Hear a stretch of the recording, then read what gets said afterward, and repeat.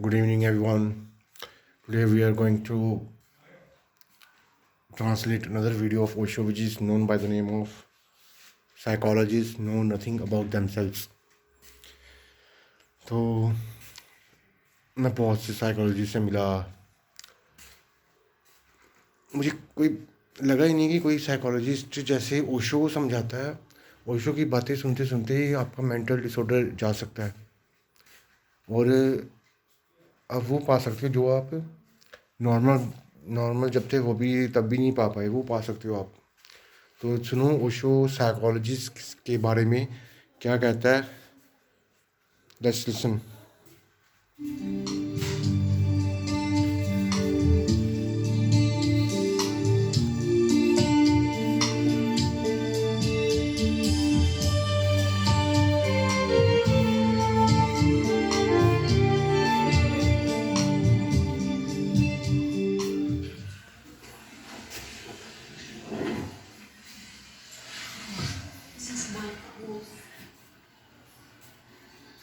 As she told you, my name is Mike Wolf, and a little of my background.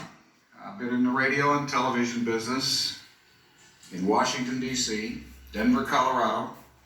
So I've traveled a bit and got tired of the big cities and came to Central Oregon. It's not the proclivity toward psychology appointments or psychiatry appointments where people are trying to essentially, as they stated, find out about themselves, somewhat the same parallel as to what you're offering here? No. तो ओशो से psychologist जो anchor था वो पूछता है कि जो आप ऑफ़र कर रहे हो प्रोग्राम अपना मेडिटेशन का, क्या वो सेम नहीं है जैसे साइकोलॉजिस्ट जो होते हैं वो अपने पेशेंट्स को, अपने क्लाइंट्स को समझाते हैं। आगे आगे देखते हैं ओशो कैसे इसकी बैंड बजाता है। Founders Sigmund Freud, Carl Gustav Jung, Adler, Asagoli, even they knew nothing about themselves.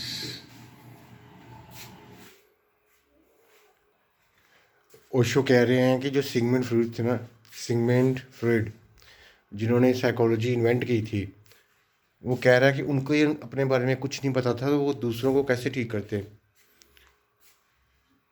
मैं बात कर रहा हूँ सिगमंड फ्रॉइड की, जो फाउंडर ऑफ साइकोलॉजिस्ट।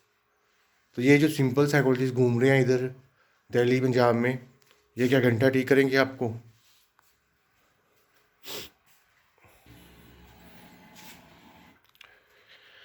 जो जंग थे, जंग भी एक फाउंडर ऑफ साइकोलॉजिस्ट ही थे। तो वो इंडिया में आए तो उन्होंने सारे बड़े बड़े शहर घूमे, कैलकाटा, बॉम्बे, दिल्ली, सारे बड़े बड़े शहर घूमे और सारे जो भी वहाँ पे साइकोलॉजिस्ट थे उन्होंने यही कहा कि अगर आपको ये जानना है कि साइकोलॉजिस्ट जो होते हैं वो अपने आप को, मतलब ये अपने आप को नो करने में हेल्प करते हैं कि नहीं करते, तो सब ने यही कहा कि आप महर्षि रमन है एक इंडिया में, आप उनके पास जाओ, वो जवाब दे सकते हैं।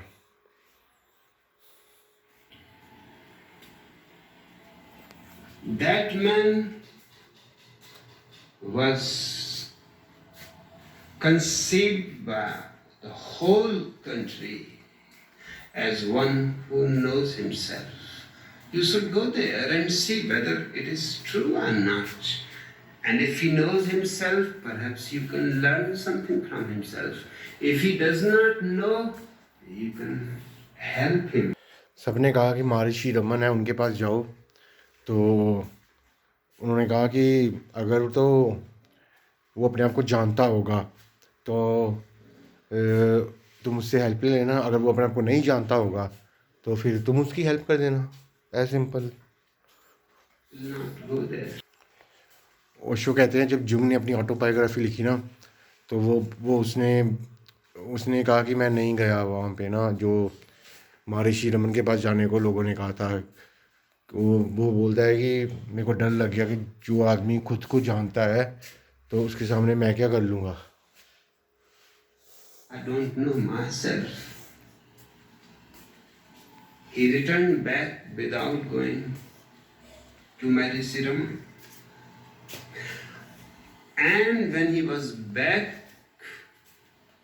he must have been feeling guilty that this is not right. Going to see the ruins of palaces was worthless for a psychologist.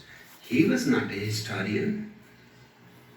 Going to see big cities, what was the point for him?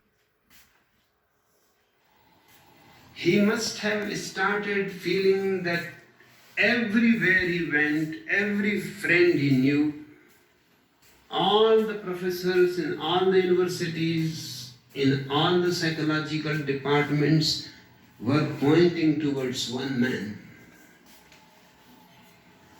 And he did not go there. Out of that guilt, he started writing against उसको जो Jung था, जो गया था, India आया था महर्षि रमन से मिलने, तो वो गया नहीं मिलना है उनसे, क्या पता उसकी ईगो बीच में आ गई हो। तो जैसे उसकी ईगो बीच में आ गई तो फिर उसने क्या किया कि उसने ना बुक्स लिखनी शुरू कर दी अगेंस्ट द इंडियन मिस्टिज्म। जैसे इंडियन जो स्पिरिचुअल गुरु होते हैं उनके खिलाफ लिखना शुरू कर दिया। उसने लिखना शुरू कर दिया कि किसी भी वेस्टर्नर को इंडिया मिस्टिज्म में नहीं पढ़ना चाहिए क्योंकि वो बड़ा डेंजरस है।